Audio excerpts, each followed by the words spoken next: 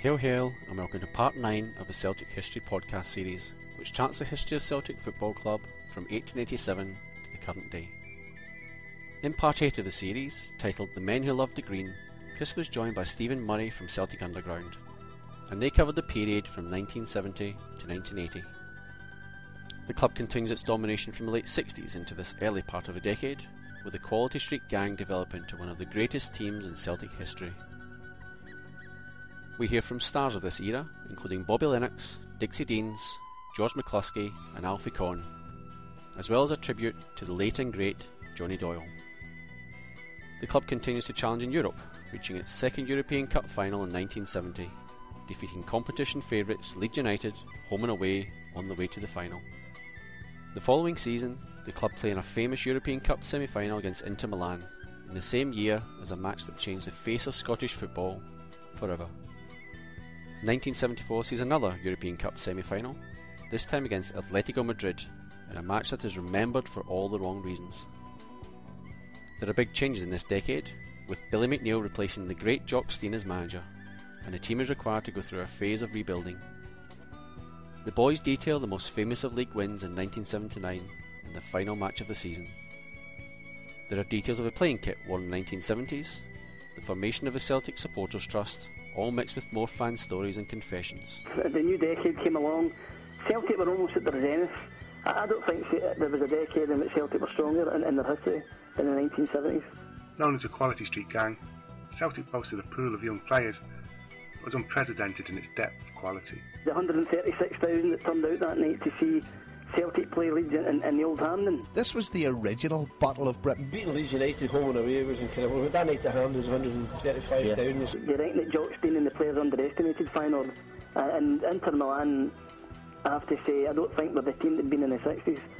For two legs, they just defended like hell and got lucky. Dixie was cheered to the rafters that day against Hibs all the way through. That cup final at Hampden against Hibs. There was also major redevelopment being carried out on the main stand. From 72 to 76, seen a green collar added to the Celtic home kit and the first piece of shirt sponsorship branding. Favourite ever Celtic player? Tommy Burns. Without a doubt, Tommy Burns. Don't see him as a team, they're part of my life. Favourite Celtic player of all time is easily Henrik Larsson. I was one of the founders of the Trust and we were the first supporters trust in Scotland. I'm absolutely delighted to have the hammer of the Hibs, Dixie Deans, on this week. On the phone this week we had Alfie Conn. I'm glad to say that on the line I have the one and only George McCluskey. As Doyle vanished down the tunnel, most observers believed he took Celtic's title hopes with him. He'd be retiring McNeill's 832nd and final game as a Celtic player. 1975, you've Jock Stein in the car crash, and everything at Celtic changed. Billy McNeill came from Aberdeen in the summer of 78, and a new era started at Celtic. They finished 79 the way that 70 had started as champions. And deep in the heart of Celtic support sits the imitable Johnny Doyle from View Park, now known worldwide as simply the man who loved the green.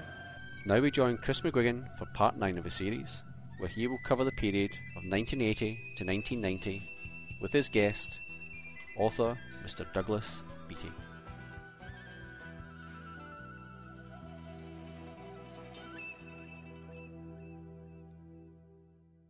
It's Celtic first and Celtic last and Celtic over all. Chapter 9 Celtic Football Club, 1980 to 1990. In the UK general election of 1979, the political map of Britain would switch from red to blue as the Conservatives, under leader Margaret Thatcher, swept into power. As a new decade emerged, change was not restricted to the world of politics. Indeed, as Scottish football entered the 1980s, the game was to witness the most significant power shift for a generation and more.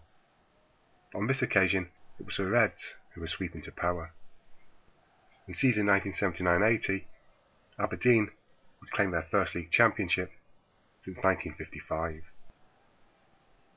Under the guidance of Alex Ferguson, the Pittodrie club pipped Celtic to the Premier Division title by a single point.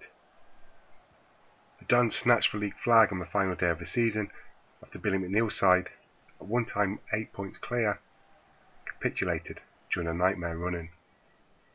The loss of their title was a bitter blow to the Parkhead men, especially as this had been a campaign which promised much. In Europe, the Bhoys had progressed to the quarter-finals of the European Cup, where they defeated the fabled Real Madrid 2-0 at Parkhead. The Spanish Giants would survive an early scare in the return to claim a decisive 3-0 win. It was a defeat which appeared to derail the Celts for the remainder of the season. But there would be a silver-line climax to the campaign as the Hoops lifted the Scottish Cup. George McCluskey's extra-time goal proving to be the winner in a 1-0 final victory over Rangers. Sadly, that achievement would be overshadowed by the infamous events that followed. The sight of a celebrating Celtic team was too much for some Rangers fans to take. The victorious players would have to cut short their lap of honour, as fans of the Ibrox club reacted with alcohol-fuelled rage to their rivals' triumph.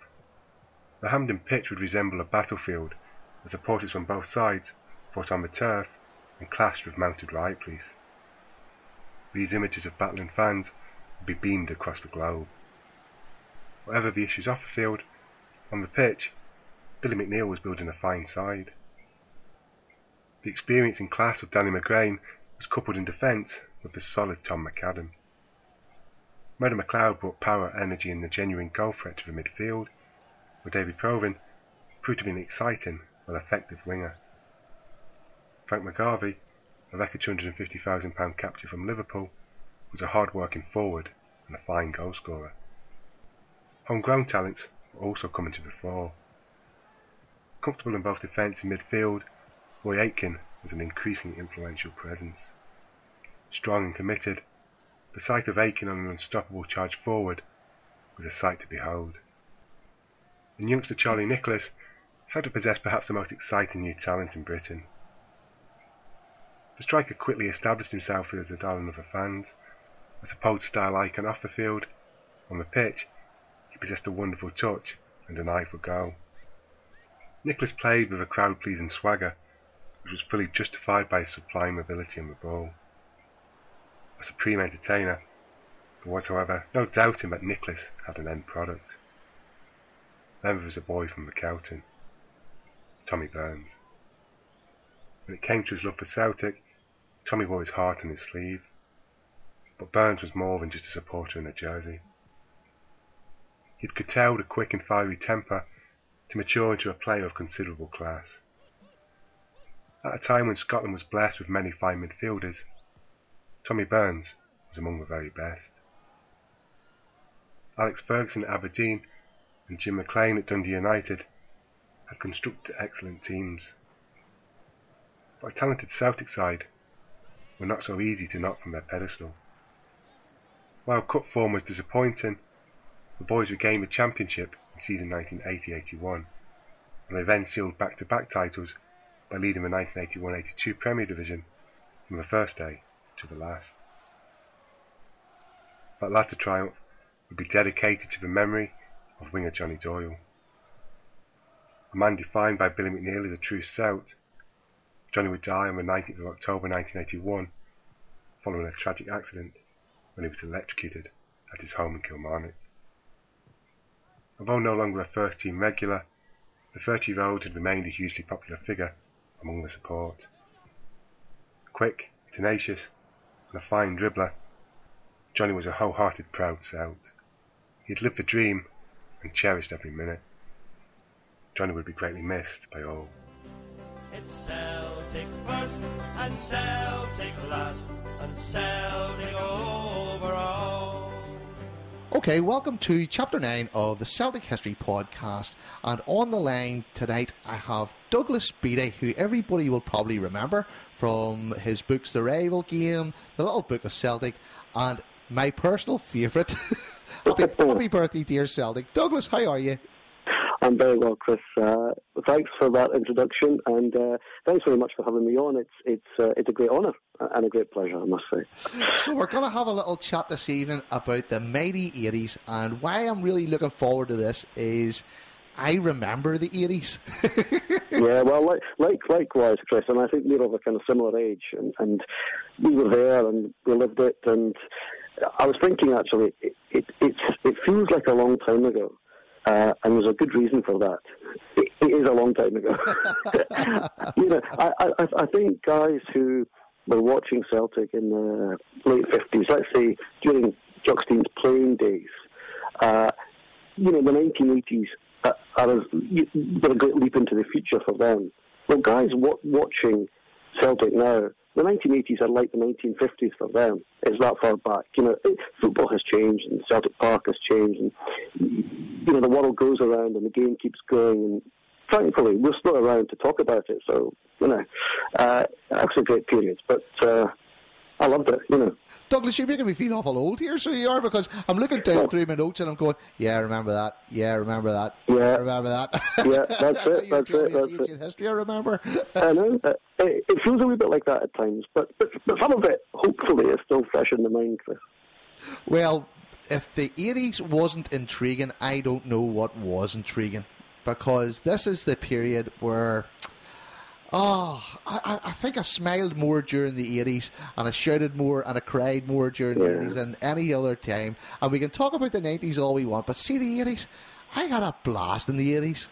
Yeah, absolutely. I mean, purely from a Celtic point of view, that's my introduction to Celtic. It's when I started going to games.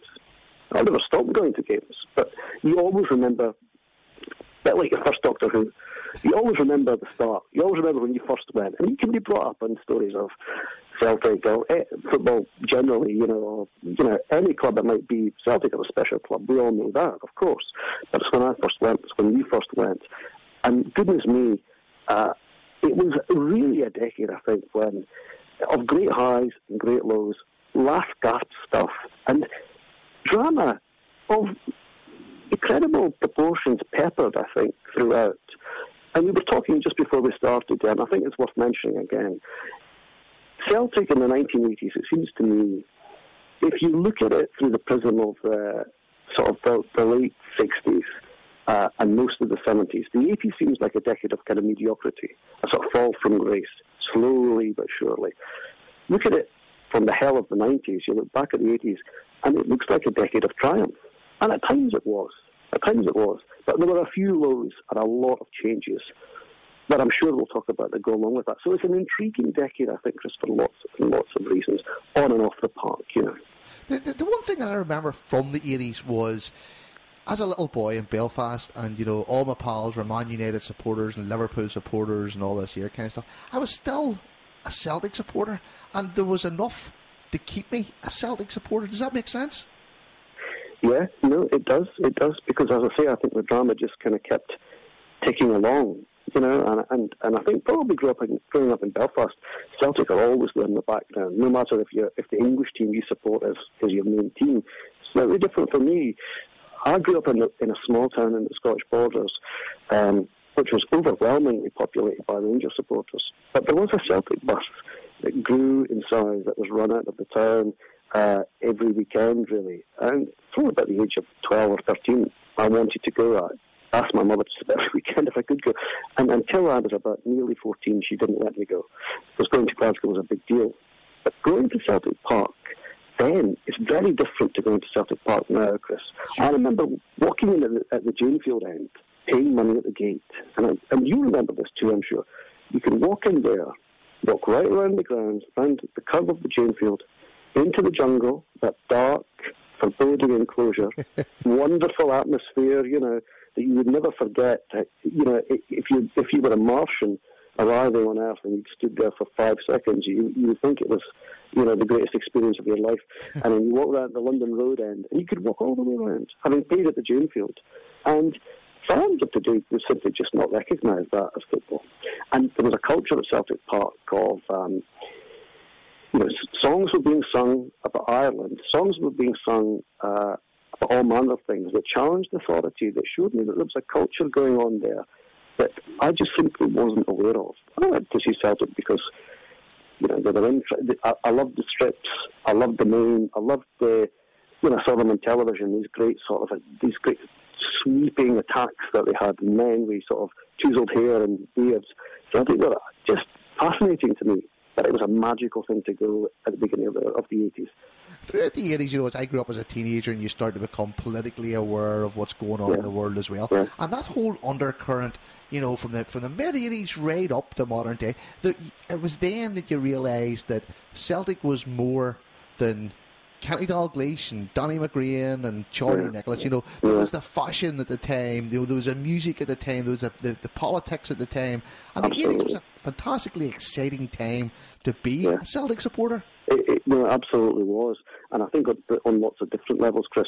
I mean, you had things like just about every single band coming up to Scotland, and probably Ireland too, that was cool, were Celtic supporters. Every artist, everybody involved in any kind of creative industry in these regions, these areas, these countries, were Celtic supporters, because Celtic has a link, I think, to the underdog, as Billy McNeill has talked about a lot, you know, about a culture that has been squeezed and marginalised for a long time, but is kind of left-leaning.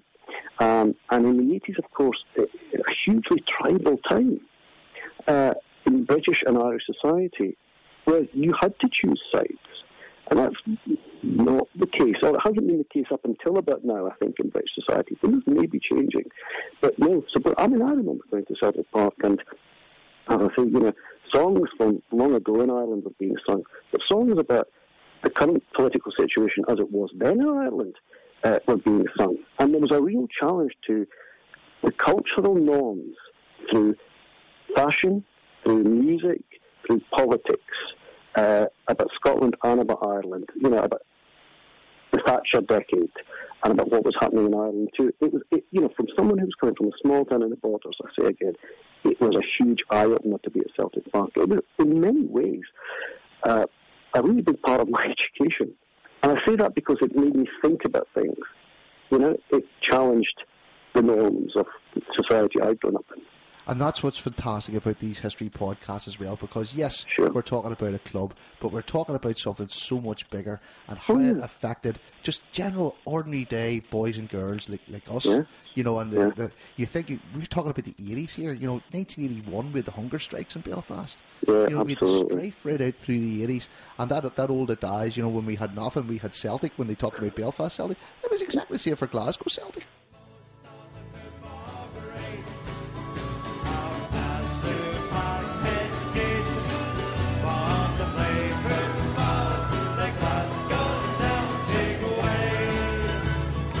Glad to say that on the line I have the one and only George McCluskey, who played for Celtic from 1975 to 1983. He scored 78 goals from 204 games. So I've got a question from Des Brownlee, who is up in the Manhattan Club in New York, and he sent me this via the huddle board, and he says, does George feel proud of himself knowing that 2 of his goals caused rats, and the reason drink was banned from the football in Scotland? And what was his favourite of the rat goals? Was it goal number 1, the Hampden rat against Rangers and the total ban of drink at the games in Scotland, or goal number 2, the winner against Ajax in Amsterdam, where the Ajax fans started causing mayhem and a mini rat ensued at the Olympic Stadium? I remember both very vividly. The Ajax one was very important. It was scored at the right time with 2 or 3 minutes to go, and Celtic had a massive crowd over there, and it was a fabulous night for us. Thoroughly enjoyed that, but I have to say that the Hampden night was a lot better. Were you guys aware that the rat was going on? To be honest with you, we didn't know anything that was happening. Somebody put a big daft hat in my head, and when we were all kind of having a laugh and thing, and people were jumping on you, and then this big copper says to me, "Get off the park." I says, "Are you joking, man?" He says, "Got off the park, look behind you." And I turned round, and it was like the OK Corral. And I says, "I'm out here." There was half the people from View Park and Birkinshaw where I stay. It was on the pitch. Aye, right enough. That day, the Celtic team really was a fabulous team. You know, when you looked at Provan and Frank McGarvey, Danny McGrain, Murdo McLeod, all the classics from that era. You know, how good was it playing on a team like that, George? That was great. It was. I'll tell you what was really good about it. There was a lot of camaraderie about the team. Everybody was in it for each other, and that helped. And it helped the fact that you're playing with good players. You know, I think that team was the last Celtic team to get to the quarter-final of the European Cup, and we get kicked off the park there in Spain. Yeah. But that was great. It was great to play with great players, and every day was a challenge at training. You know, you were playing with great players, and you improved. I think you improved your game with playing with them.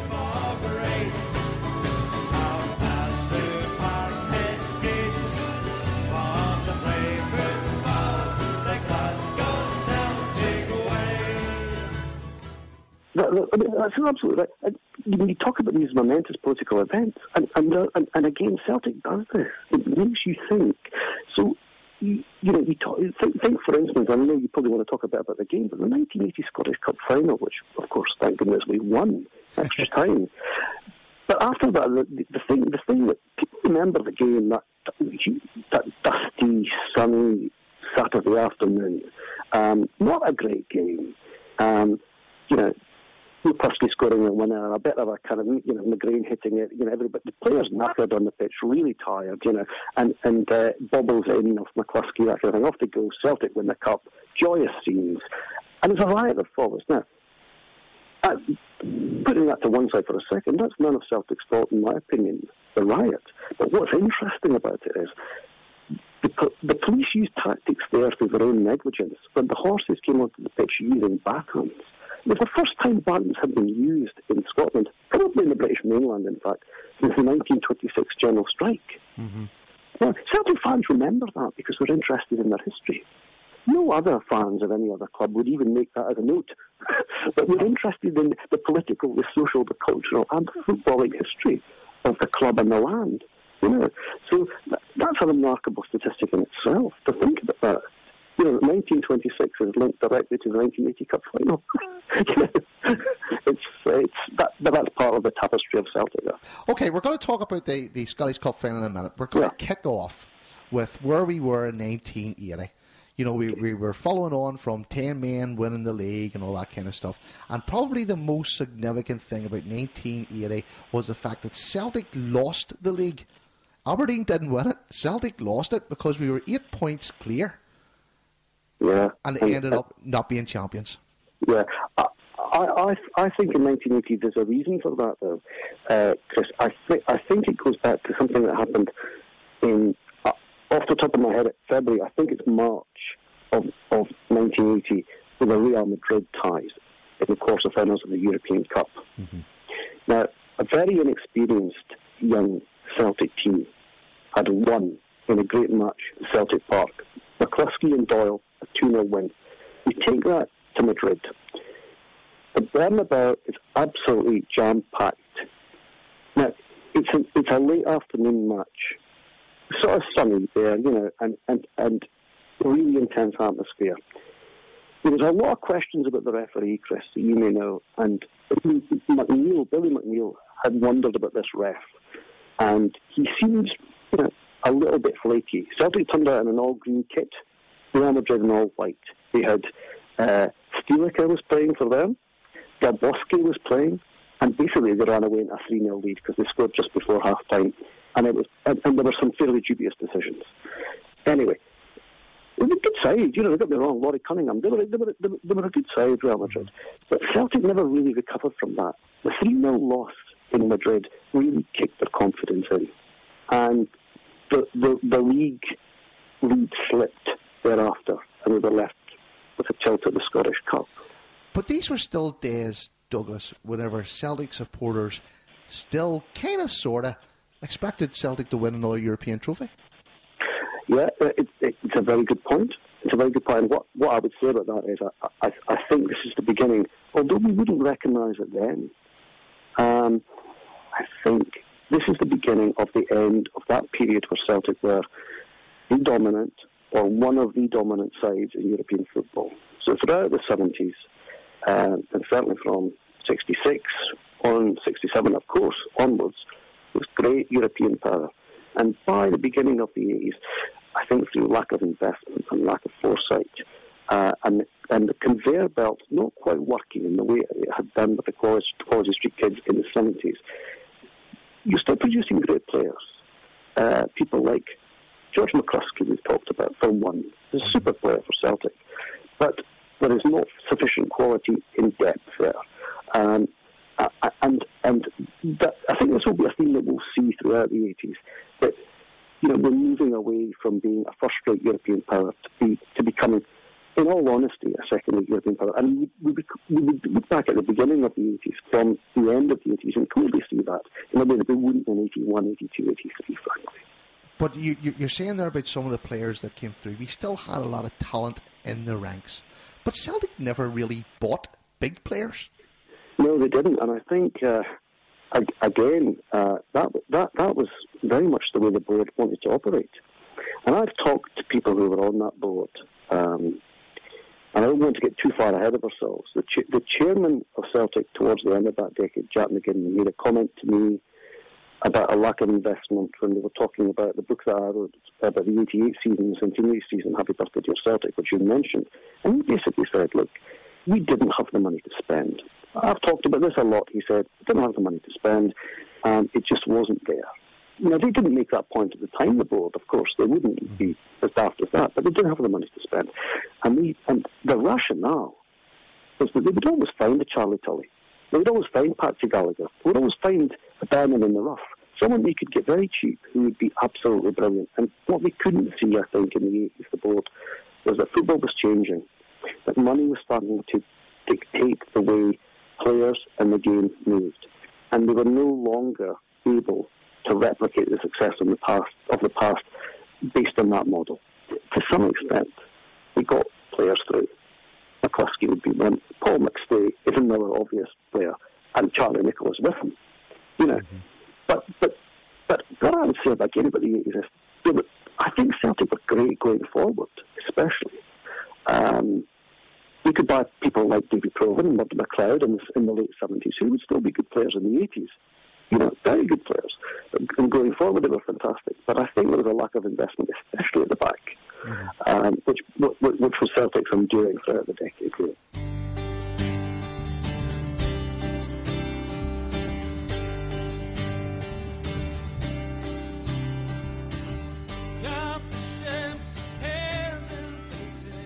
The 1980s saw Glasgow try to reinvent itself. Seen by many as a hard-drinking and gang-ridden city, an image hardly helped by the riot that followed the Scottish Cup final of 1980 and saw alcohol banned from football matches in Scotland, the Glasgow's Miles Better campaign was launched in 1983 by the Lord Provost Michael Kelly. The campaign was regarded as a success, and Mr Happy of Mr Men fame is still an image associated with the city to this day. Kelly was, of course, a member of one of the families in control of Celtic, and the fact he was now in such a high position in the city was testament to how far things had progressed in the century since the founding of the club. There were still changes in the east end of the city too. In 1985, new turnstiles were installed for the jungle in the West Terracing, while the pitch was given undersoil heating for the first time. The following year, the West Terracing was finally re-roofed to ensure total cover of the standing area rather than just the rear. With the East Terracing already fully covered, Celtic Park finally had shelter for all. In 1976, the Parkhead Forge had closed its gates for the final time. The steel works had stood to the north of the Gallowgate since 1837, and indeed a rail link into the forge had passed by the west of the stadium and across London Road. However, with the demise of the industry throughout the country, the forge was no longer needed. The Glasgow East Area Renewal Scheme was founded in that year, but it would take a decade of work before plans for the site could be put into place. The railway bridge across London Road may have been rendered obsolete by the closure of the forge, however, it still remained a feature of the area immediately around Celtic Park for years to come. You could often find programme sellers sheltering underneath it from the weather. However, having outlived its primary function, the bridge was finally demolished in 1983, making way in the name of progress. 5 years later, the Forge Shopping and Retail Centre was ready to open, so named to remember the importance of the site that it was built on. With the Gateway supermarket, which was the largest of its kind at the time, an in-shops area and a large Littlewoods, they were joined by a further 40 units and a multiplex cinema. With Celtic Park's floodlights visible from the car park, the new pyramid-shaped entrances finally showed some real investment in Glasgow's East End. Further afield, Glasgow hosted its first exhibition in 50 years as Plantation Quay was transformed into the site for the 1988 Glasgow Garden Festival. The third of 5 such festivals in the UK, running from April until September and the only one to be held in Scotland, the 17-acre site had such attractions as a Coca-Cola roller coaster, the Clydesdale Bank Tower and 5 vintage trams. A new footbridge across the Clyde joined the site to the Scottish Exhibition and Conference Centre on the north side of the river. The SECC itself had opened in 1985 and continues to play a large role in the city, while the Bells Bridge is one of the few remnants of the 1988 festival. But one feature of the festival also celebrated the centenary of Celtic, with a floral representation of the special badge worn on the jerseys of the double winners. The front door of Celtic Park also underwent a makeover for the club's 100th birthday.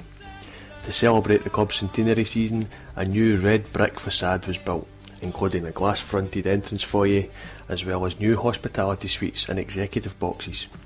Despite the banning of alcohol at sporting venues in Scotland just 8 years earlier, a drinks licence for the hospitality suites was also granted following Celtic's assurances that alcohol would only be permitted in certain areas.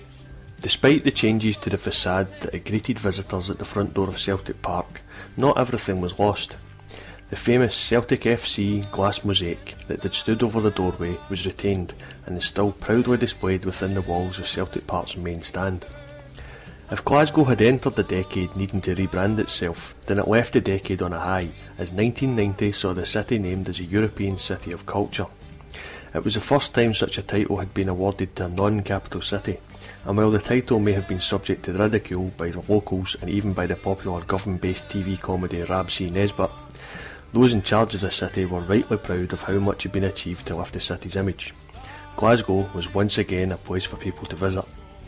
Unfortunately, Celtic's transformation on and off the park was still to come.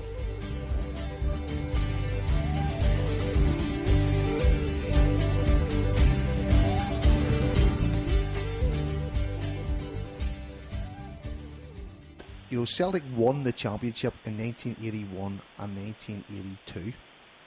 But after that, they started to struggle a little bit for a few years. Yeah, I think that's true, broadly speaking. I mean, there was lots of... Again, this is a situation where you have Celtic winning the league on the last day of the season, or winning at Tannadice in 81, winning the league on the last day of the season against St Mirren in 82. You've got Charlie Nicholas emerging. And everything looks great. Everything in the garden is rosy.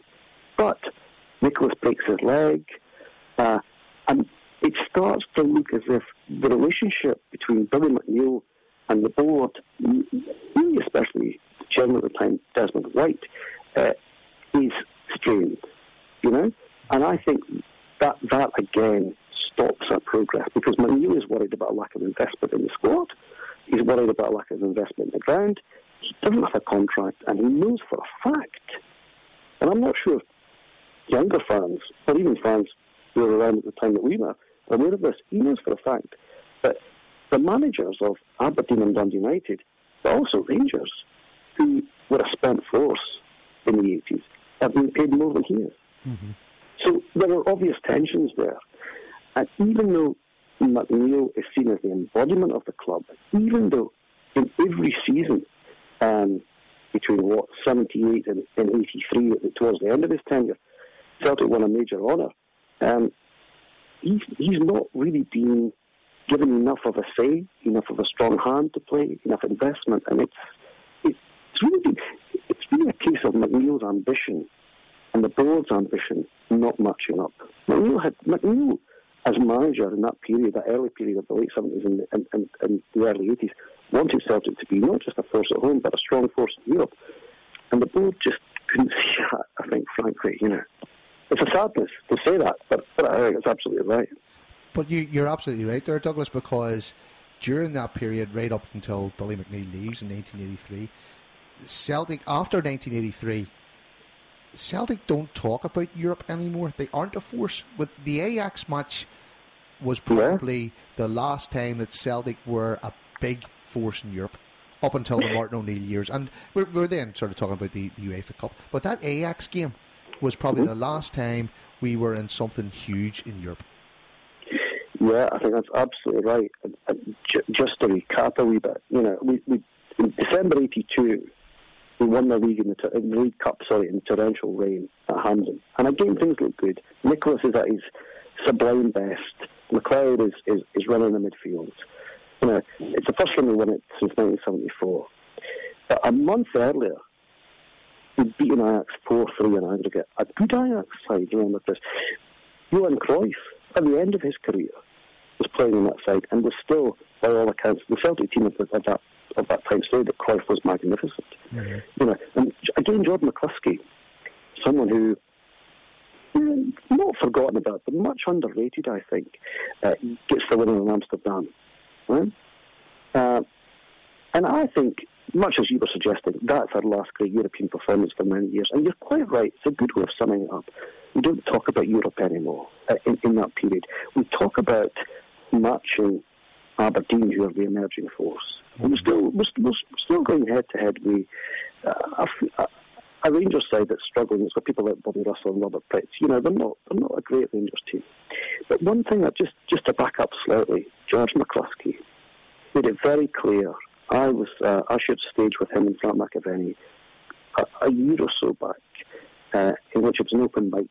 I was talking about the Centenary season in particular, and they were just talking about Celtic memories. George McCluskey made it very clear that he never wanted to leave Celtic. Never wanted to go to Leeds. But Leeds were paying him 3 times, or maybe 4 times actually, what he was being offered as a new contract at Celtic Park.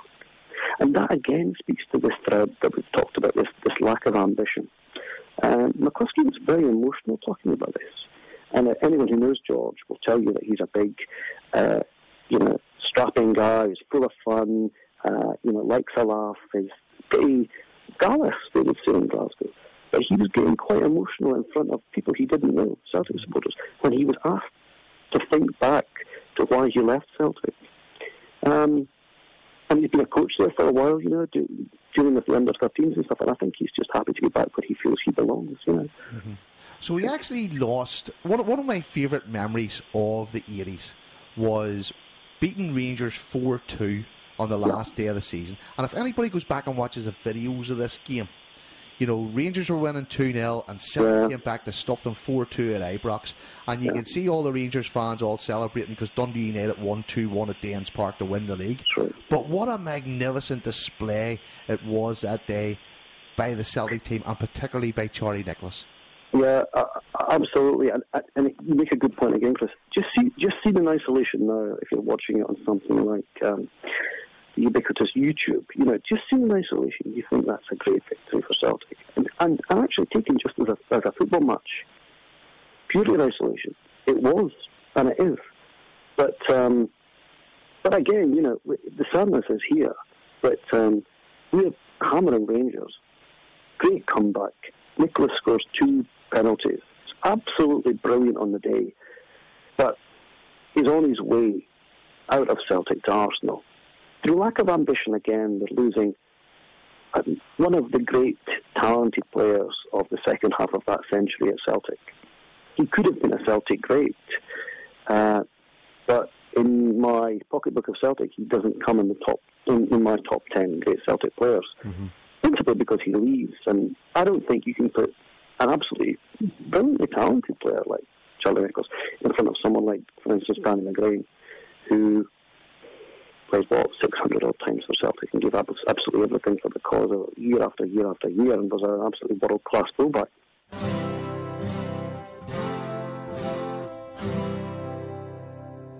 We seek him here, we seek him there, never to find is very rare. Henrik Larsson.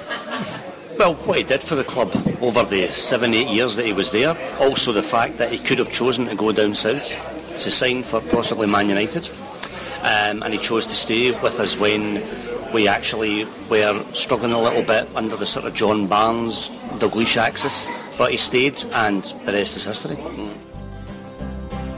The Timberloy is found in every street in every town, cause he's a dedicated follower of Celtic. Oh yes he is. My favourite place in Celtic Park is the Old Main Stand.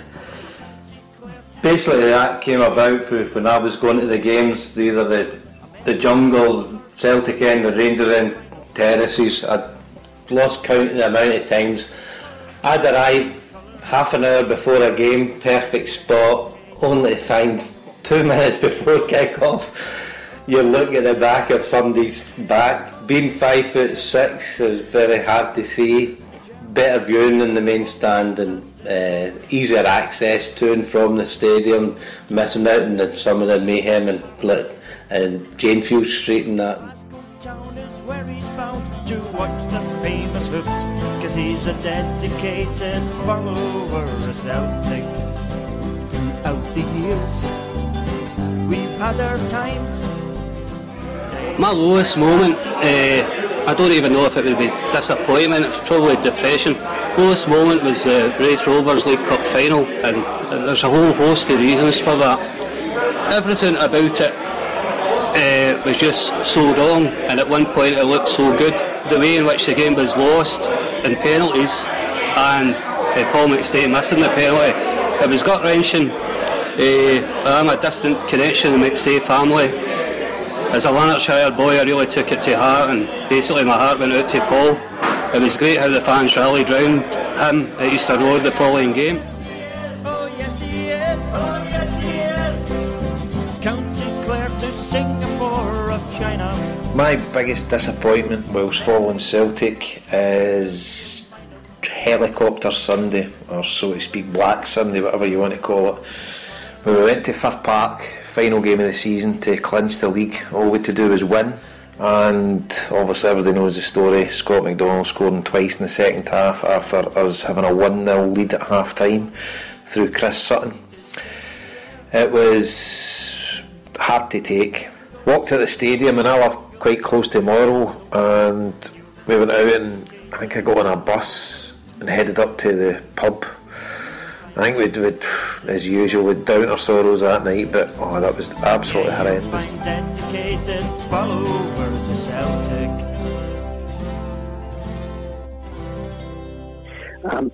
You said Dundee United won the league, and of course they did, and that in itself is an incredible achievement.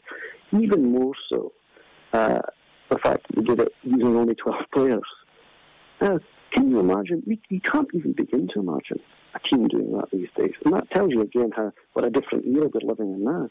12 players win the league at Dens Park and walk down the street to Tannadice and are politely applauded in. Yeah, it's an incredible achievement. And likewise Aberdeen. These were the guys who we had Alex Ferguson as manager and a great scouting network, picking up all the young guys from Glasgow like Joe Miller, who would eventually play for Celtic, John Hewitt, people like that.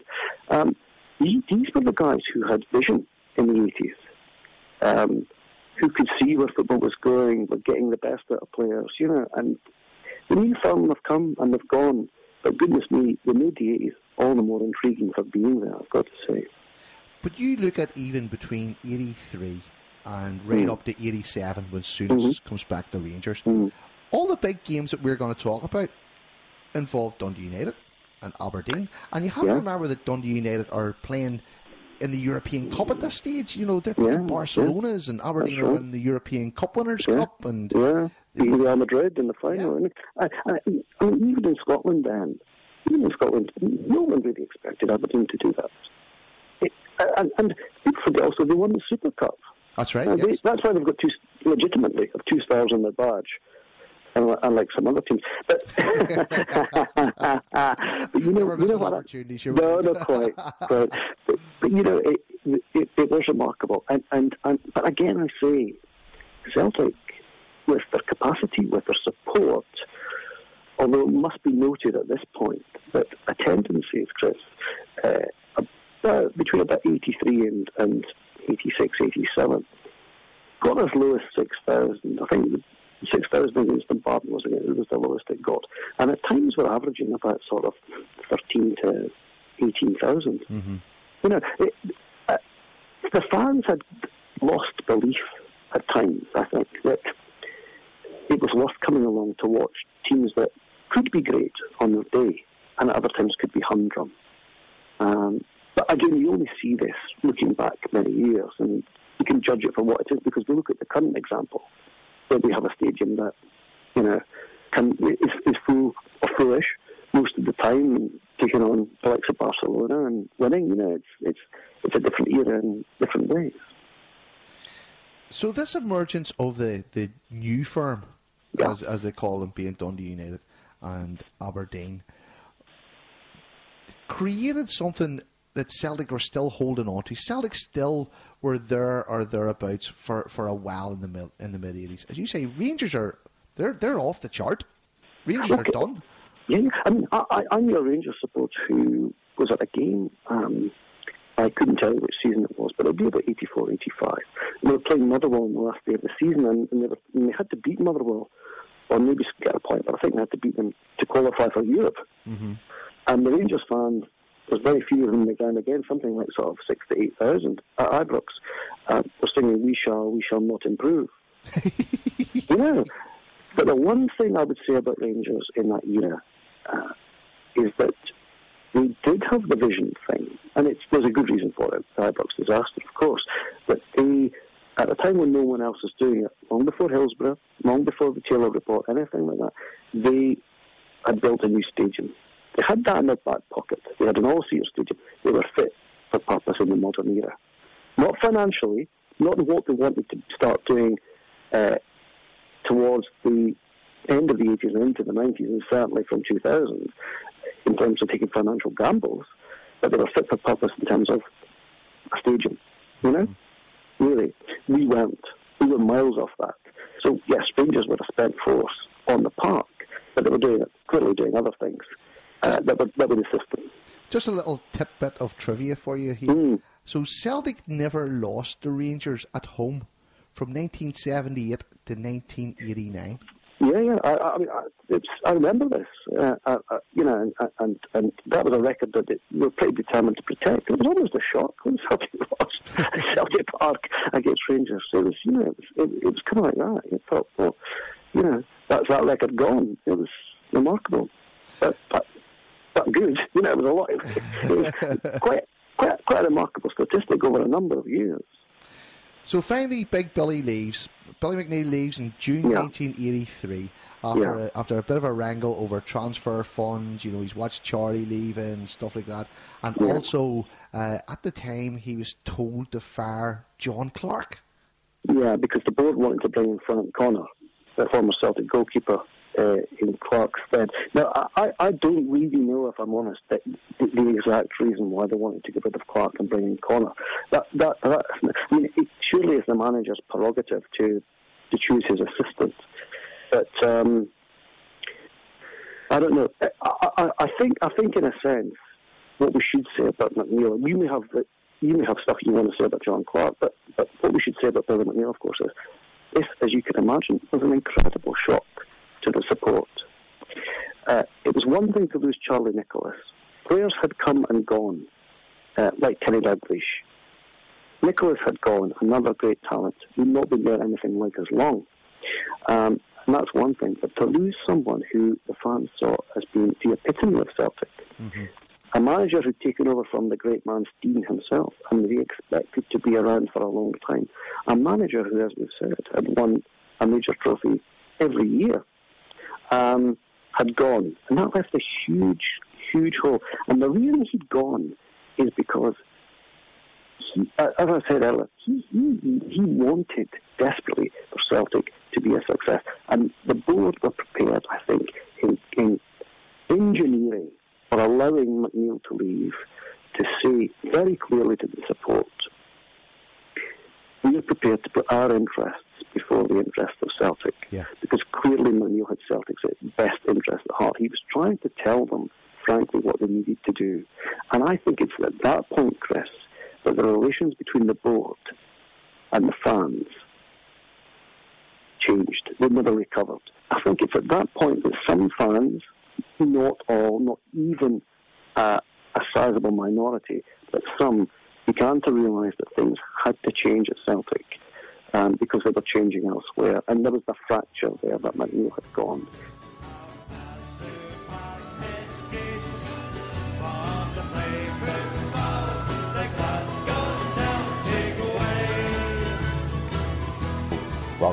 Ton Rogan. Thank Chris, thank you, son. Here, you're a hard man to get hold of, do you know that? I know that. People have been telling me that for years, mate, but it's the way I am, and not get hold of me, it suits me sometimes. And was there anybody in particular that sort of looked after you when you moved? Big Packy was brilliant. To be fair, most of them are lovely, do you know what I mean? But as I say, everyone's different. The club still sort of had that sort of family atmosphere about it in those days. Oh, Jesus, it was...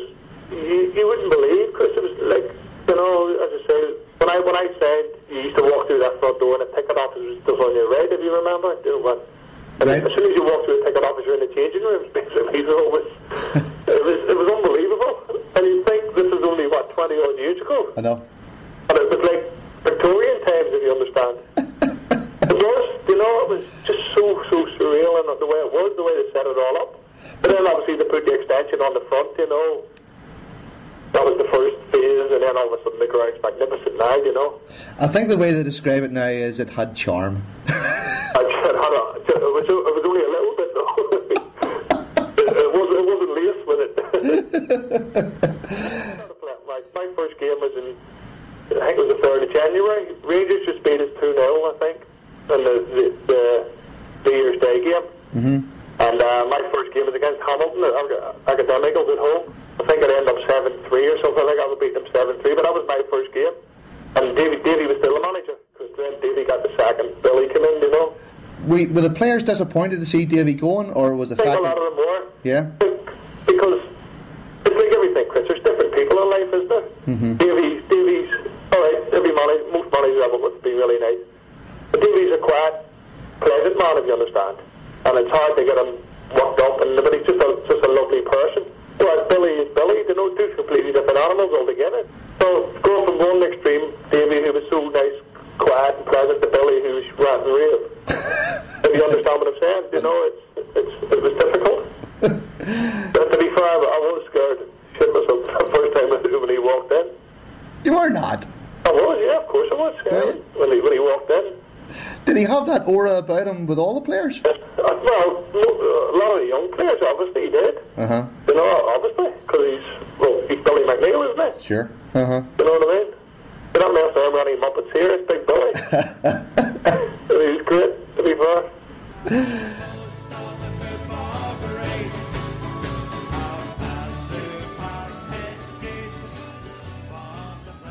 And if you look at the man that came in his stead, Davy Hay, an absolutely fantastic player for Celtic, a man I hugely admire, but a man running a pub in Paisley who'd been the Motherwell manager, who'd resigned that job, expecting to get a job, I think, in Detroit, certainly in the United States, and had done a bit of coaching at Chelsea.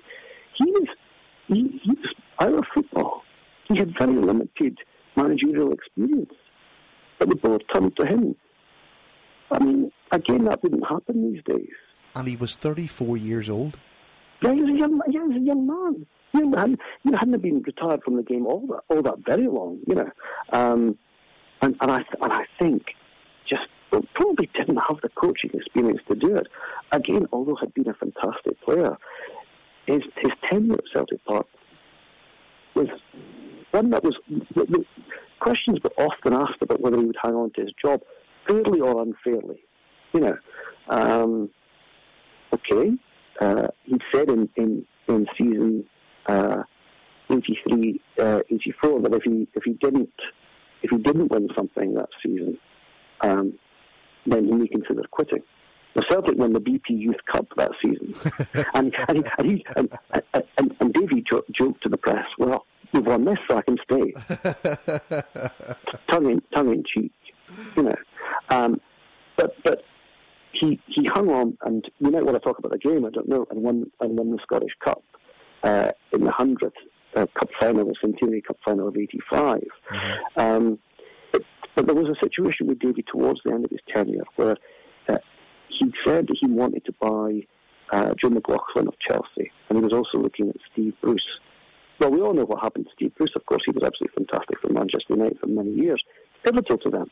And Jack McGinn had said, well, if you want to buy Steve Bruce, you'll have to, on Jim McLaughlin, you'll have to dig into your own pocket to do it. And Jack McGinn maintains that was just that was a joke. That was an offhand way of of spiking that story.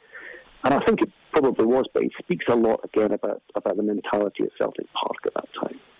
And as you rightly say, his first year we won nothing apart from the BP Youth Cup. Yeah.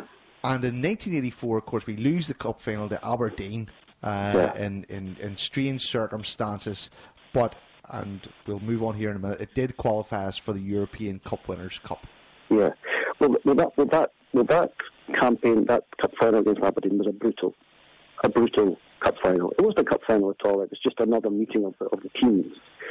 Eric Black scored a very controversial goal in the first half. The Celtic players, and I've looked at it again since we talked about doing this podcast, the Celtic players say that there was 2 infringements on their players in the lead up to that goal. They're quite right.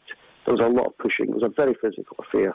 Celtic got back into it 5 minutes before the end of the game by a brilliant goal from a very young Paul McStay, drilled at the bottom of the net. But the major talking point about the game, Chris, was Roy Aitken being sent off in the first half for a nothing challenge, really, on Mark McGee.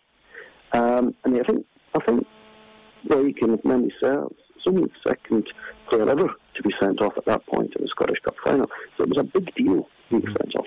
Anyway, McGee gets the winner in extra time, and Celtic, 10 men are really on their knees. So, yes, Davy Hay misses it. But, of course, because Aberdeen won the league, we qualify for the Cup Winners' Cup in their place. And that, as you probably want to tee up, brings about all manner of discord. So, funny you should mention that. Yes, I do want to talk about Rapid Vienna. I just had an inkling that was where you were going. I remember watching these games, sitting in the house with my dad and with my brother, and over the 2 legs, and thinking, yes, Celtic have done it. They've overcome, this team of cheats and brutality and all this here kind of stuff, and thinking, yes, we've done it. And then we didn't do it. So you're absolutely right. We'll be back in about November '84 here, December '84, because it all ends up finishing in December. So the whole thing starts in November, it finishes in December. But when I look back on this, I think of it, to be honest with you, as really one of the most dramatic episodes in modern Celtic history. It kind of pulled us apart as fans, and I imagine as players and as a club. It was deeply traumatic. Rapid Vienna were a bunch of thugs, frankly, and no one is going to tell me otherwise. So it was a total debacle, right? We lose 3-1 away in Vienna. But David Proven said that night that was a bad atmosphere in Vienna. But for some unknown reason, the Austrians, or perhaps the Viennese, I don't know, the Austrians really didn't like the Scots. But on the pitch, when they went for the walkout, they sort of look at the turf and have a bit of an, examine the ground, that kind of thing beforehand. Proven said that there was a really nasty atmosphere, and one of the groundsmen was walking past and sort of, basically pushed them aside. And we got the feeling that they weren't welcome at Rapid by any means. So Celtic lose 3-1 on the night, but they have this what seems like a wonderful 3-0 home victory at Celtic Park.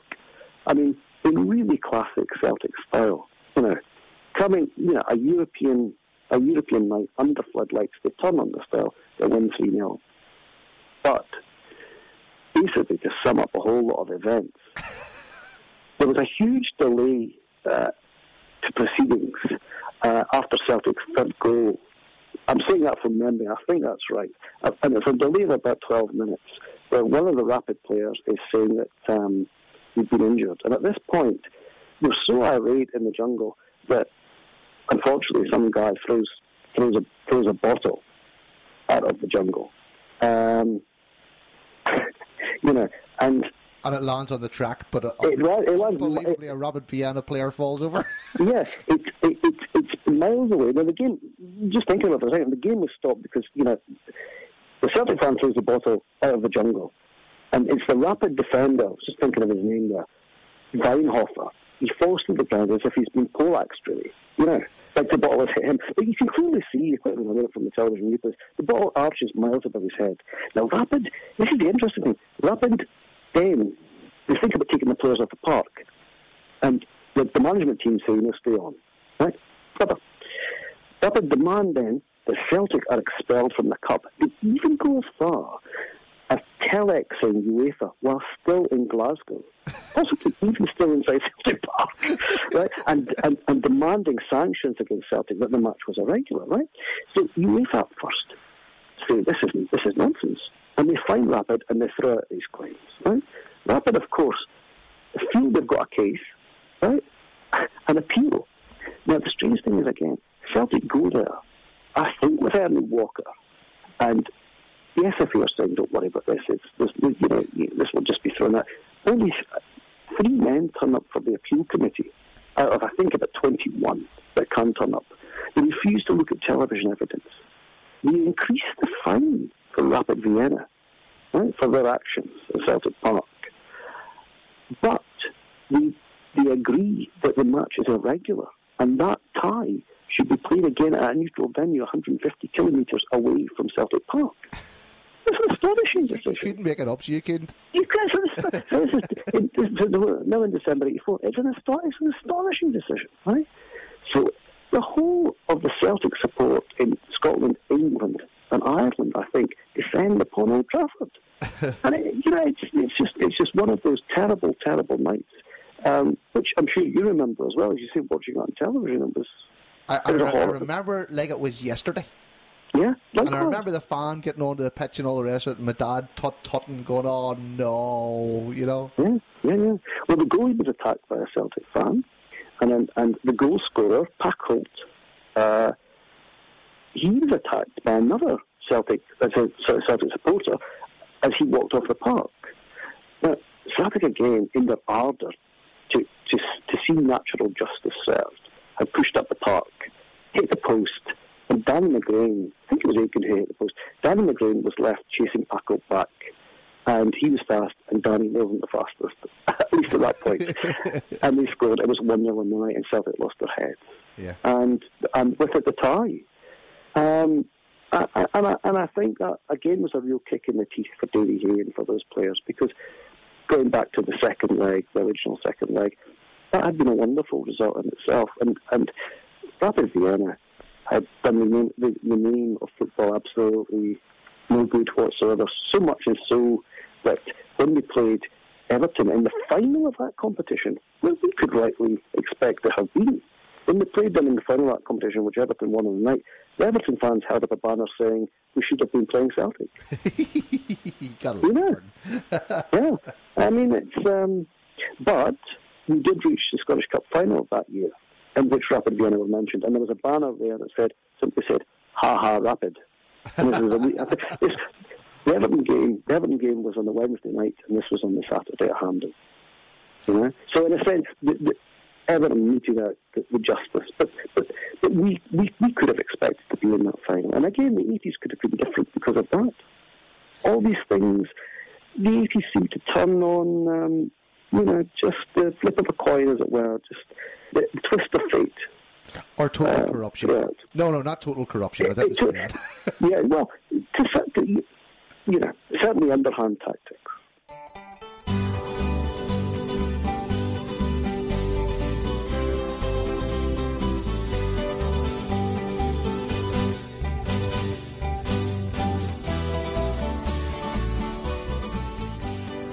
Okay, so I am here with Paul Cudahy of the Celtic View, and I thought it would be only appropriate that we document the history of the club newspaper as part of the Celtic History podcast. Because really, Paul, we all grew up, I mean, you and I are sort of around about the same age, we all grew up reading the Celtic View.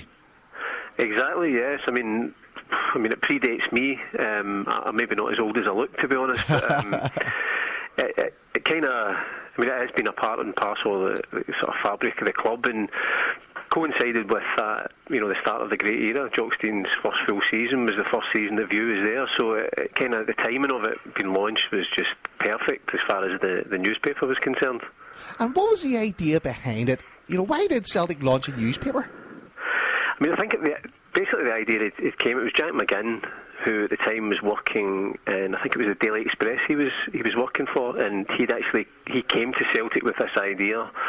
And it was a combination of things. I think if you look back at newspapers in the 60s, I mean, the extent of the football coverage is nowhere near as much as it is today. And obviously, all the different platforms we've got now didn't exist. But I think there was a perception even back then that the newspapers weren't very, very favourable towards Celtic. So I think part of that was part of Jack's thinking, that basically the Celtic needed a platform and called the Celtic View, so there was a way of getting the club's message out without it being twisted or distorted, which is, I think, maybe a feeling that at the time fans thought in the general media. So he went and he just basically presented this idea of how a newspaper published by the club could work, and how it would be received by the fans, and the board embraced that. And how was it received from its inception? I mean, I think it was really positive. I mean, one of the things I spoke to Jack McGinn a few times about it, and I mean, I think he, obviously, I think the two things he's proud of is obviously he became chairman of the club, but I think the fact that this newspaper that he, had his idea back in 1965 is still going strong. I mean, not nearly 50 years later, and I think there's not that many publications that can say that. And he always says that when he presented the final thing to the board and they agreed, and I think Jockstein was there, and Jockstein had said to him, I'll guarantee a trophy in the first issue, because the first issue came out on August 11th, 1965, and we obviously had won the cup. So, Jockstein was as good as his word. And I think just the fact that it was the first time that I think fans felt that the club was able to get its message across, and they maybe felt they had a platform as well at the time. I think it took off right away and was very successful. And was it new? Was it unique? Was it a groundbreaking idea by Celtic, or was this a thing of the times, or had there been other clubs that had done something similar?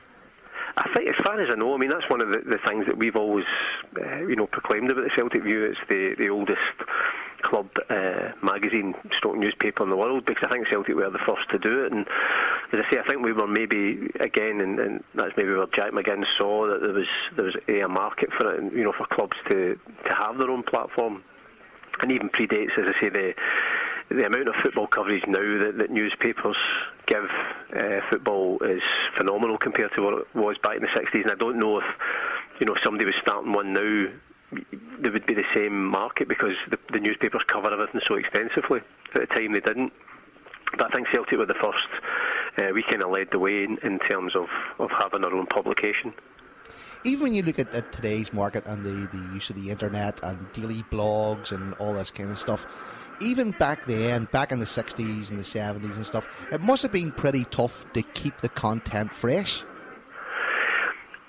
I mean, I think sometimes it's driven by, as I say, I think the guys who started it, I mean, there's no doubt that the timing was just perfect, because the very first season of The View was the first of the 9 in a row, and so the reporting on our re-emergence as the domestic force in Scotland, and alongside of that, we suddenly emerge as one of the top teams in Europe. Within 2 years of The View starting, we've won the European Cup.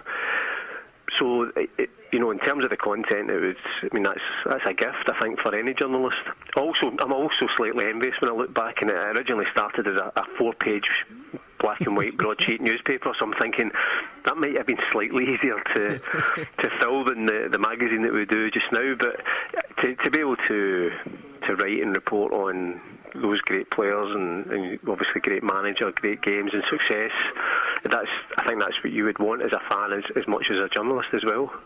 And what about the people that actually wrote for the newspaper as it was at the time? I mean, were they hired? Were they freelance journalists? Were they just people about Celtic? What was their profiles? Well, I mean, Jack was the first, the editor. I mean, he was the editor for a good few years, I think up until the late 70s. John McPhail, again, from a Celtic player, he wrote for the magazine, or for the newspaper at the time. And I say, when you look back on the content, it wasn't what we would see now in terms of either a newspaper or a magazine, very, a lot of articles and a lot of different features. It didn't have that kind of same intensity, and so maybe it would have been slightly easier, I suppose, to produce it, but it's very much an in-house thing for years and years, and that's, as I say, Jack McGinn was in charge as the editor until about 1979, I think it was. And then when Jack McGinn then sort of moved on within the club, did the view change? Obviously this sort of very big personality within the club had his stamp all over the Celtic view. But when he moved on, did that sort of change a little bit? Was there more freedom for any of the raiders and the guys that were involved in it at the time to be a little bit more expressive? I mean, Jack was obviously still involved with the club, so he would have still taken a real interest in it. And over the years, they've had various journalists who've been there as editors. It's always a very, very small staff, editorial staff that's worked on the magazine, and generally they've, probably not long after say Jack's tenure as editor, that would have been when the View would start to be known as Pravda. That would have kicked in. So it was always very much. As a previous Celtic View editor said, I think it was Andrew Smith, when he was interviewed for one of the DVDs, he says the clue's in the title, it's the Celtic View. So I think always it's had to reflect the club's position, and at times that can be difficult for the magazine. It can be difficult for us because you're having to keep so many, you're trying to appeal to supporters who are going to buy the magazine. You're having to obviously keep, for example, the players and managers at various times on board because they're the ones that provide the content, and over and above that, you've obviously, because it is the club magazine, you have to maintain that kind of line. And I think that if you look back through the Celtic View, that's always been the case. There's been slight variations along the way of maybe being a wee bit more flexible, and that sometimes that worked, sometimes it didn't, but because it's always been the official club magazine, it's always had to, that's always what it's had to do. And you mentioned the Pravda side of things. When Not the View came out as one of the fanzines, one of the first Celtic fanzines, and obviously challenged the Celtic View as it was at the time. When you look back at that in hindsight now, there was probably room for both and a necessity for both. I must admit, I mean, you mentioned right at the start about maybe us being of a similar vintage. I love the Not the View because at that time in the kind of mid-80s when that appeared, and it was just, I suppose, particularly for supporters, and it was as much railing against, I think, the club and the old board, and obviously it was just a clever play on the title of the View, but it was really funny, and it was. I think fanzines have always had their place, and particularly when, maybe things haven't been going so well either on or off the park. I think that's maybe when they've thrived, because they've maybe given fans, certainly in the pre-internet era, a bit more of an outlet, not only to voice maybe their opinion, but also just doing it with a wee bit more humour at times that maybe we're constrained by. So I think the Not the View was, I must admit, I would have bought it at the time and going to games, so I always have a lot of time for it. Even when I think one of the main concerns of the fans at the time, obviously we're talking about going through the Sackler board days and all this here kind of stuff. When you read back to some of the letters that were in the View at the time, there was a huge amount of scepticism as to whether they were real letters or not.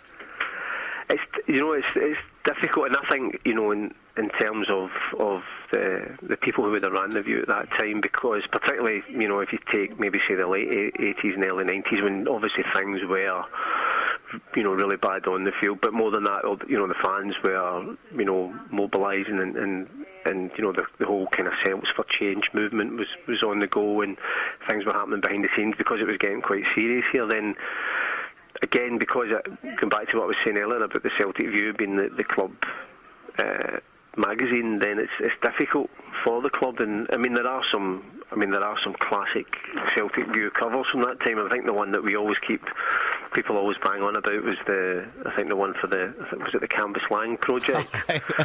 That classic. So at that time, I think I'm not sure if it was Kevin Kelly standing in a field, and so the club.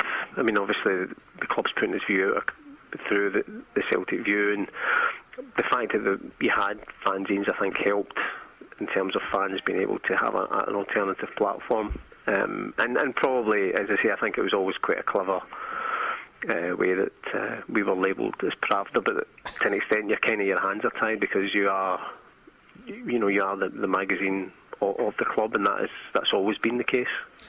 So when Fergus took over, was the magazine revamped in any way? Was it modernised with more your more intelligent fan now, who's out there writing these fanzines with that type of readership in mind? Yeah, I mean, I think there was two of the kind of main, in terms of the evolution of the View. I mean, back in 1990, it kind of went colour for the first time. And again, that's a classic front cover, because it was Martin Hayes on the front cover, which is just, maybe not one of our legendary players, but it kind of stayed as a newspaper. And then even after Fergus came in, it was still sort of newspaper until the sort of late 70s. But probably that was certainly in those few years that there was maybe a sense of maybe trying to embrace to an extent some of the fanzine type culture when you see some of the content at that time. So there was maybe a wee bit more, they maybe wanted to try and meet the fanzines halfway. So there was some columnists in who were maybe given a wee bit more leeway than they had done under the old board. And no doubt during that period, I'm sure the View had seen a drop in numbers of sales. Would that be back to anywhere near what it was today? I mean, it's always, to be fair, it's always fluctuated by and large, depending on how the team are doing.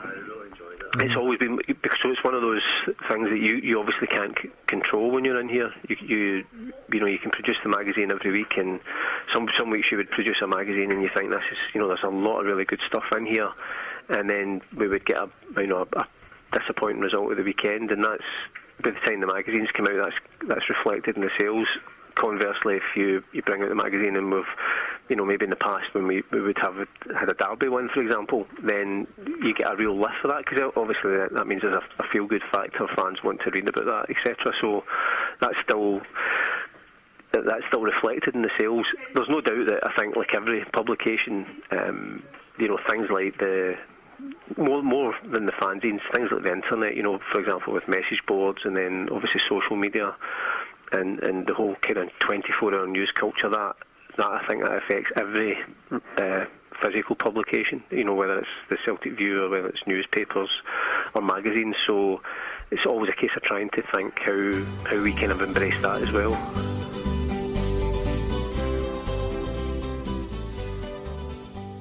See the Celtic team that night? This is one of the Celtic teams that I always remember. Mm-hmm. I'll read it out to you. Yeah, go for it. Peggy Bonner, Willie McStay, Murdo McLeod, Aitken, McAdam, Grant, Proven, Paul McStay, Brian McClure, Tommy Burns, Frank McGarvey. What a bloody brilliant team. Oh, absolutely brilliant team. That was meant to be your team. Yeah, absolutely. I mean, Peter Grant must have been pretty young when I think about that, Absolutely. Great team. And I think, again, Celtic had some absolutely wonderful players. If you could pick a select of the 80s, what a team that would be. What a team. You could go back for a moment, just for a moment, to the Real Madrid game. Bobby Lennox played in that second leg in the Bernabeu. He played in the Scottish Cup final in 1980. You could put Bobby Lennox. He's on the front of the programme. I have it sitting right beside me. Yeah. You could have a wonderful team in the 80s. But as we've discussed, strength and depth was not the forte there. Peter Grant and Paul McStay were very young coming through. Just fantastic players. And that then leads us on, Douglas, to the 1985 Centenary Cup final. I remember it well. Oh, what a day that was. Yeah, incredible. Celtic 2, Dundee United 1. Absolutely. I remember it for lots of reasons. I remember it being very overcast. I remember paying £1 at the Bhoys gate to get in. I'm not sure I was still qualified for the Bhoys gate, but it was £1 to get into the Scottish Cup final. And I remember it being incredibly busy. Now, I'd always thought the reason it was busy was that there was a crowd surge because so many people had turned up because it was pay at the gate. And we had a new system at Hampden because it had a very minor revamp at that Celtic end. We basically put a new sort of toilet block on the top. And the police had opened the wrong gates because they didn't know what they were doing. Now, that was a story I'd heard on the day of the game. Just didn't remember it. But what I've heard since was that some wise soul in Strathclyde police had seen that there was a crush about to happen. And I don't often say this about the police. And had opened the gates on his command. And it tells us again, thinking about the context of the 80s, that Hillsborough was bound to happen. But there were times where, I was at Hampden and I'd been lifted clean off my feet, Celtic Park too. There was a real crush that day, and people were getting very angry and very drunk. And again, you think about young fans perhaps listening to this podcast, I remember standing about halfway down the traditional Celtic end on that curve of Hampden, and bottles flying down over my head that were intended to hit the police at the bottom, but were getting nowhere near the police. Mm-hmm. They were landing in the Celtic end. These black missiles, empty bottles of beer, empty bottles of wine, empty bottles of goodness knows what. And it's a very different world to that. I remember the crush when they scored. I remember the relief. I remember Beattie scoring in the first half. But most of all, I remember Roy Aitken and that proven free kick. Archie McPherson, being a boy, you remember these things. I think boys remember it more than girls. I'm sure some Celtic sporting girls would remember this commentary too. But I remember Archie McPherson saying, Davy Proven, with that one kick alone, brought Celtic back into this match when it looked as though they were dying on their feet. And then he says for the second goal, so that came up with about 15 minutes ago, and he says for the second goal, Aitken, good drifting ball, McGarvey, it's there! And McGarvey, Sam McGarvey, God bless him, what a player, Aitken thundered in a cross. It was not a subtle cross by any means. It was a power cross, if such a term exists in football. And McGarvey just sort of threw himself through the air and got his head to the ball, and I'm not sure he could even steer it. It's travelling so hard, but it flew past Hamish McCartan into the top of the net anyway. And we won the 100th Scottish Cup. And then McPherson says, there he is, Davy Hay. He survived. He really is one of the gentlemen of the sport, always so calm, sometimes a little bit tense and calm. But these memories are very fresh to me, But there was a rawness, a wildness about Celtic, an unpredictability at that time. And we've talked about it a lot in this little chat already, that they could be fantastic, or they could be suckered into some great, tragic comedy like Rapid Vienna, or they could be Ajax, or they could be Real Madrid, but lose the second. But it's the romance, Douglas. It was the Centenary Cup final, and we scored with 5 minutes before the end. That is Absolutely. Celtic in a nutshell. And it is. And yet, Chris, for all the romance, and of course, you think about 88 still to come, still to talk about. For all the romance, I would still want to have a team that you could send out where you'd think, this team can play, this team will win, this team doesn't have to rely on this last minute surge. But you're right, it is part of the Celtic lore. It is part of the Celtic tradition. But I don't want to be an old man suffering a heart attack every time I watch Celtic. Celtic first and Celtic last and Celtic overall. Season 1982-83 would prove to be a watershed campaign for the Bhoys. The League Cup was claimed after a 2-1 victory over Rangers, and in the European Cup, a memorable victory was achieved in Amsterdam against Ajax and Johan Cruyff. In the league, Celtic once more let a commanding lead slip away, allowing Dundee United and Aberdeen back into contention. Come the last weekend, Celtic had to hope results elsewhere went their way. Despite a dramatic 4-2 final day victory at Ibrox, it was United who ended the day as champions. More pain was to follow. The indebted star of Celtic's campaign was the blossoming talent of Nicholas. Having recovered from a broken leg, the striker had enjoyed a remarkable season, hitting 48 goals. His goal count was eye-catching enough, but coupled with his natural confidence and style, It was little wonder the player had become the hottest property in British football. The Parkhead support viewed the talent of Nicholas as a foundation of future success. But with the major English clubs prowling, the Celtic board had other ideas. Nicholas was sold to Arsenal for a reported £625,000. Given interest from a then dominant Liverpool, it was a surprising destination, but that was of little consequence to distraught support. A support which would be soon dealt a double blow when manager Billy McNeill decided to follow Nicholas south. Irked by financial restrictions and the attitude of the board, the manager had been the subject of a very public fallout with chairman Desmond White. The departure of Nicholas would be the final straw. McNeill would leave in acrimonious terms for Man City. His replacement in the Parkhead dugout would be former teammate Davy Hay. Given a relative lack of experience, the ex-Motherwell manager was a surprise choice, and his first term would see Celtic finish runners-up in every domestic competition. In the final of the Scottish Cup, Roy Aitken would be sent off, as Aberdeen sealed a fortunate extra-time victory and the double. The following campaign would see the Celts take on Austria's Rapid Vienna in the second round of the 1984-85 European Cup Winners' Cup. In an often ill-tempered first leg, Rapid grabbed a 3-1 advantage from a match in which Celtic were reduced to 10 men after the harsh sending off of Alan McInally. Celtic would dominate the return in front of a packed Parkhead. The home side swept to a 2-0 half-time lead and made it 3-0 after the break. With the European exit now looming, the side from Vienna could only muster the most vulgar responses. Rapid's Kainas was sent off for punching Tommy Burns. With the game entering its closing stages, the midfielder was again the victim when the visitors' keeper kicked out at the player. With the match bubbling well beyond boiling point, a near 15-minute delay followed, as Rapid players protested the award of a penalty. It was at this time a bottle was seen to be thrown onto the field of play. The missile landed harmlessly on the turf, but sensing one final chance to derail Celtic's progress, Vienna's Weinhofer collapsed, holding his head. He was stretchered off, his head theatrically wrapped in bandages. The missile incident would overshadow a wonderful victory.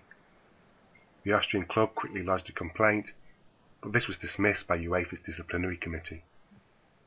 Almost immediately, Rapid began lobbying the UEFA officials, and an appeal was submitted.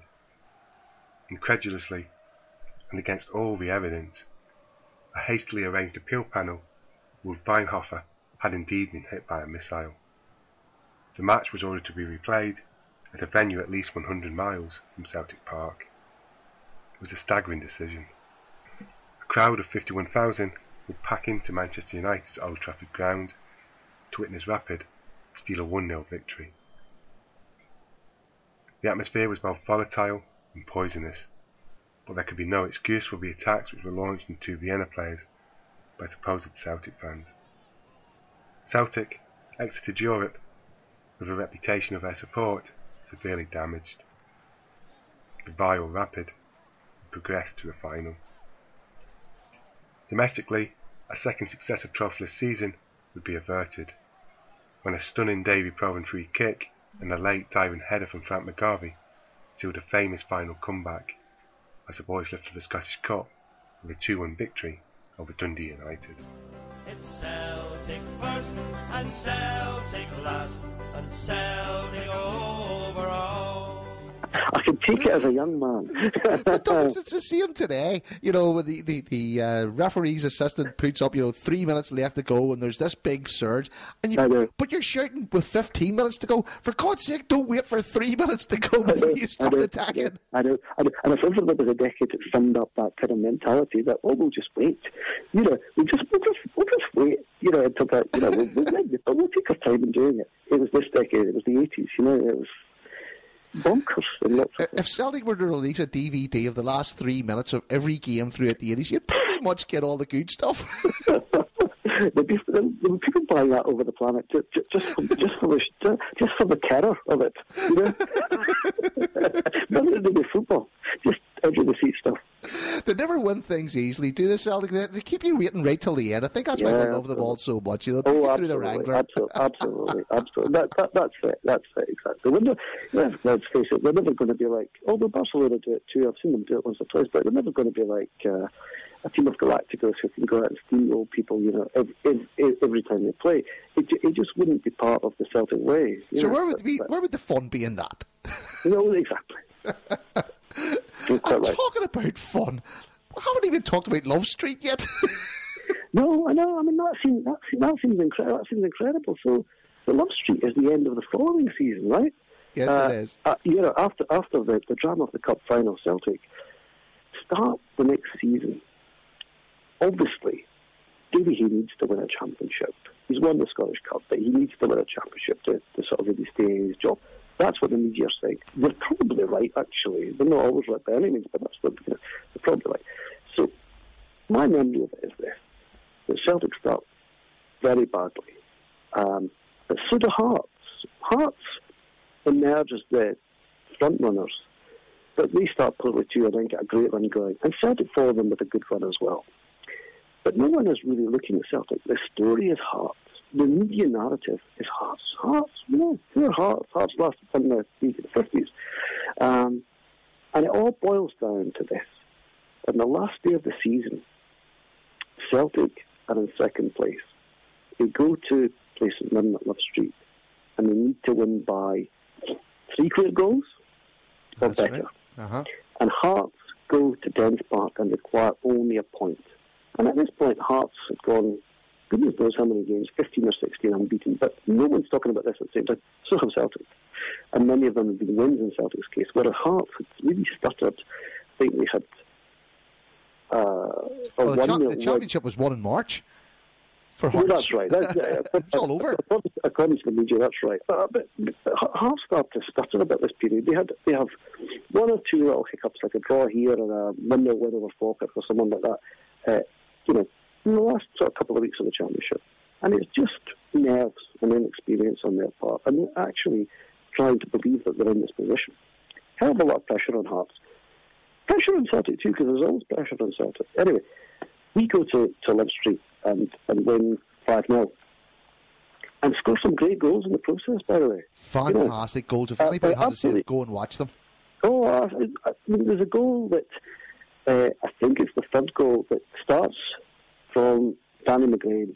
McGrain gives it to, it goes to about 5-7 players. McGrain gives it to McStay, who gives it to, who returns it to McGrain, who gives it to McLeod, I think it was, and then back out to McStay again, who gives it to McLeod, who sticks it between one guy's legs, who goes round another, and who scores it for Mo Johnston.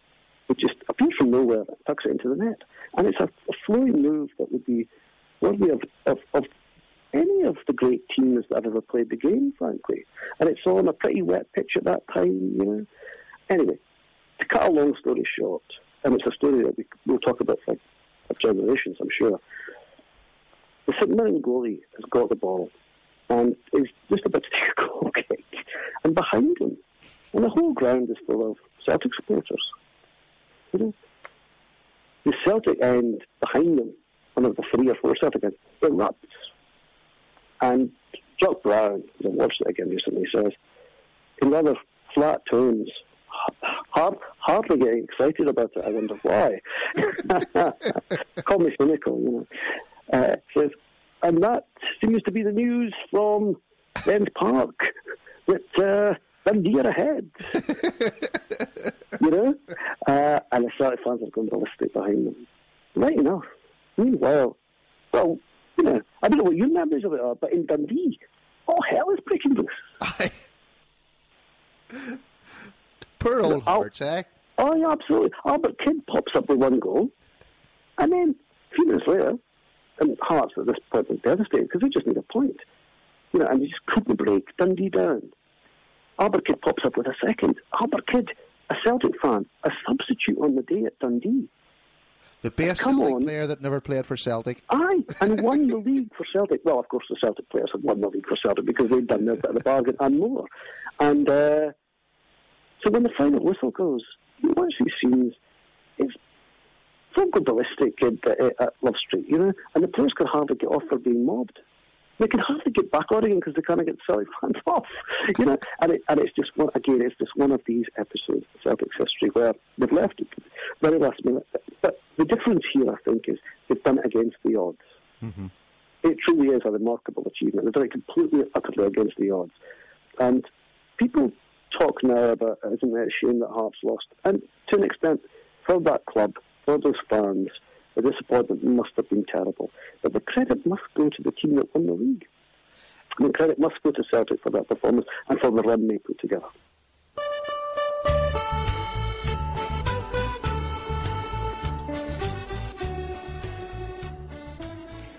From 1980 through to 1982, the home shirt still had a white V-neck collar, but introduced to the green and white hooped home shirt for the first time was the Celtic crest. This was placed on the left breast and the Umbro sponsorship details on the right breast. Long sleeves would be available for players to wear, and these are complemented with white cuffs. White shorts and white socks finished off the home kit during this time. 1982 seen a change in the home kit dynamics, and that went to the period where the style of shirt would change every couple of years. From 82 to 84 seen a couple of subtle changes to the Celtic home kit. Along with the white shorts and socks, the V-neck stayed, but this time with a green middle surrounded by white edges. A green hoop was also added round the cuffs in each arm. 83 to 84 seen Celtic wear the exact same style of home kit, but much to the dismay of the shirt traditionalists, a change came in the form of shirt advertising being introduced to the kit. A white panel with a black C.R. Smith logo was plastered along the middle of the home kit, which would kick off a long-term relationship with C.R. Smith. 85 to 87 seen a slight change in the home kit. Out went the V-neck and in came a rounded collar. 87 to 89 saw the Centenary strip released, which bore a Celtic cross crest instead of our shamrock. The shorts also seen the introduction of the club's usual shamrock crest added to the shorts. White cuffs and white socks complemented the kit worn during the double of 1988. From 89 to 90, out went the rounded collar to be replaced by a winged button collar. The style of hoop stayed the same, but this shirt became the first to feature some shadow patterning, which was a fine zigzag pattern appearing throughout the hoops. White shorts and white socks complemented the home kit. Upon my chest, it's such a joy for us to see when they play football the Celtic way.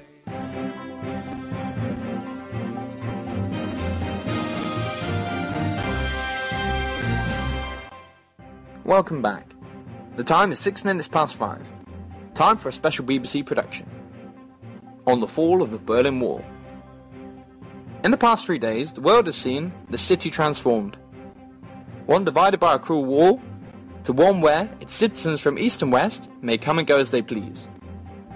Freedoms taken for granted in the west have caused a culture shock in the east, and the process continues.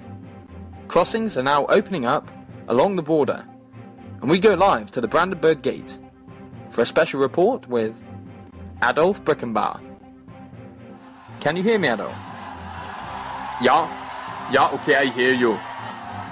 Let me describe what I'm seeing here. There is a large crowd either side of the wall with construction equipment.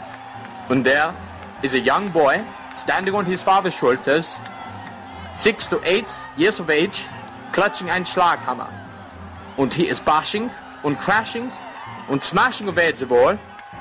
And as he strikes, it is as if he is tenderizing einen Schnitzel. As the graffiti-covered wall crumbles away, the fatherland is once again united. I feel as though Germany will continue to be an industrial powerhouse. The main difference will be that our people are happier. This is quite an atmosphere at unter den Lindenstraße. Back to you, Trevor. Thank you, Mr. Brickenbauer. A truly momentous occasion for both Germany's, Europe, and the world. The one thing that I always think about when I think of Love Street is for any of the younger listeners that don't remember these days and they grew up on stories about Mo Johnson being a Judas and going to Rangers and all that. Yeah. Just watch Mo Johnson at Love Street and you'll understand why we were so mad he didn't sign again for Celtic. It's an exceptionally good point because, Mo Johnson was a cracking player. You talk to Frank McAvenny, for instance, and he tell you how good a player Mo Johnston was. He was confident, Maurice Johnston, and he brought a lot of confidence to the team. He scored a lot of goals, and he loved playing for Celtic, quite clearly. Between you and I, and all your listeners, Brian McClare was my favourite, and I always felt that he was more of a thinking player. But Mo Johnston, was celebrity. He was stardust. He was a goal scorer. He was brilliant. And he was great on that day, as you rightly say. You know what's funny about this? You think you're over Mo Johnson, and then you start talking about it, and you start thinking about the Love Street, and I'm still not over the Mo Johnson thing. And if Graham Souness done it just to cheese me off, well done, Graham. Mission accomplished. I'm still raging all these years later. I know. All these, it's absolutely right. And sometimes I think to myself, you could do it. I wonder if anyone's written Mo Johnson's biography. I wonder if you do an article with Mo Johnson. I wonder if he would talk these days frankly about what happened. And I think to myself, no, I can't bring myself to do that. It's ridiculously pathetic in some ways. But actually, when I lived in America, I toyed with the idea of trying to get him on the podcast. Back in the days of, there was only Lost Boys and there was Celtic Underground, and we're doing trying to do different things and all the rest of it. And Mo at this stage, of course, was coaching in North America. I think it was in Toronto or something at the time. That's right, he was for a while. Right? And he was coming down to Houston. I thought, I'm going to try and get Mo Johnson on the podcast. And Big Jerry, who does a podcast with us, was like, Chris, please don't. Please don't. It would have been I tell you what, it would have been a controversial choice, as you rightly suggest, but it would have been a real coup as well to get him on. I think I would have lost a rag, Douglas. Yeah, you start off all professional and asking him, what was it? But then you'd be bloody furious. The bleep button would go into overdrive, so it was total beep. Why'd you do it? I know. And I think all of us would, no matter how much we think we might be able to sort of temper things, as kind of any kind of realm of broadcasting or journalism or whatever it might be, media stuff, we would all feel a bit like that. It would be a hard job to try and sort of keep that in. I was just thinking, Lucas, as we were talking, I've got my book here, the Pocketbook Celtic, and I looked up Maurice Johnston, 1986, Scottish Premier League recent known. Great goals. So it's McGrain to McStay, McStay to Aitken, Aitken to McGrain, McGrain to McClare, McClare beats a man and centres for Johnston. And that's the goal. And that's the goal you should watch on YouTube because it is fantastic. No matter what he did, fine footballer. And that's why we hurt about it even still. I'm not talking about him anymore. I'm getting grumpy. I knew there would be joy and sorrow. So that brings us very conveniently up to about 1987.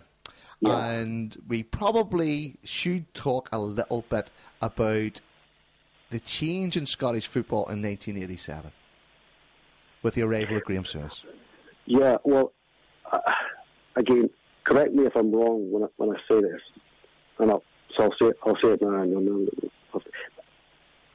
The major change, a huge change that is still around and still with us now to some extent, is when Rangers decided under David Holmes to appoint Graham Souness as manager. Souness, who had led Liverpool to 3 European titles. Souness, who had gone off to play for Sampdoria. Souness, who had said in an interview that his ambition in football remaining was to be player manager of Rangers. Souness back when we liked them. So, yeah, exactly. Souness, who, if I'm wrong, I'm sure many Celtic fans will correct me on this. Souness, who had played for Celtic Boys Club, or at least had appeared, at least had been considered for Celtic Boys Club. No one talks about that either. A long, long time ago. So Souness comes in, and Rangers start to do something very clever. They put money into Souness as manager. On the back of the Heysel disaster, European English clubs are banned from Europe.